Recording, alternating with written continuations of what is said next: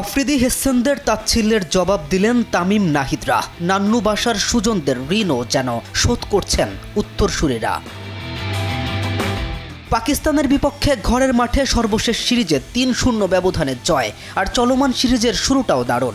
৮ উইকেটের বিশাল জয় দিয়ে পাকদের আমন্ত্রণ। যদিও ৬ জন নতুন ক্রিকেটারকে সুযোগ দিয়ে বাংলাদেশকে অনেকটা তুচ্ছ তাচ্ছিল্যই যেন করছিল পাকিস্তান। এর পেছনে অতীতের সাফল্যই হতে পারে বড় কারণ, তবে দিন বদলেছে, ইতিহাসের বদলা নেবারও হয়তো সময় হয়েছে।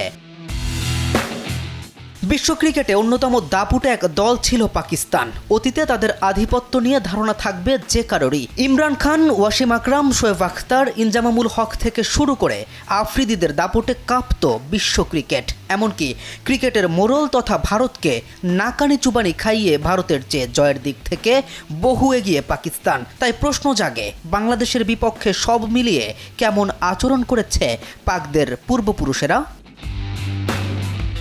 পরিসংখ্যান বলছে এখন পর্যন্ত একদিনের আন্তর্জাতিক ক্রিকেটে পাকিস্তানের বিপক্ষে বাংলাদেশ মুখোমুখি হয়েছে মোট ৪০ বার, যার মধ্যে মাত্র ৬ বার জয় পেয়েছে লাল সবুজের প্রতিনিধিরা। বিপরীতে হারতে হয়েছে ৩৪টি ম্যাচ।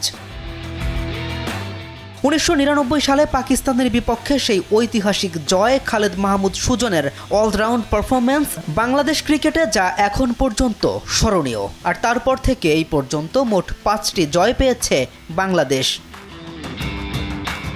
যার ৩টি জিতেছিল ২০১৫ সালে। ঘরের মাঠে ৩-০ ব্যবধানে সিরিজ জয় পেয়ে মাঝে ২০১৮ এশিয়া কাপে জয় পেয়েছিল বাংলাদেশ। সবশেষ জয় ঘরের মাঠে চলমান সিরিজের প্রথম ম্যাচে। পক্ষান্তরে পাকদের রয়েছে ৩৪টি জয়। পাকিস্তানের বিপক্ষে পাকিস্তানের মাটিতে এখন পর্যন্ত কোনো ওডিআই ম্যাচে জয় পায়নি বাংলাদেশ। ১২ ম্যাচের সবকটি জিতেছে তারা।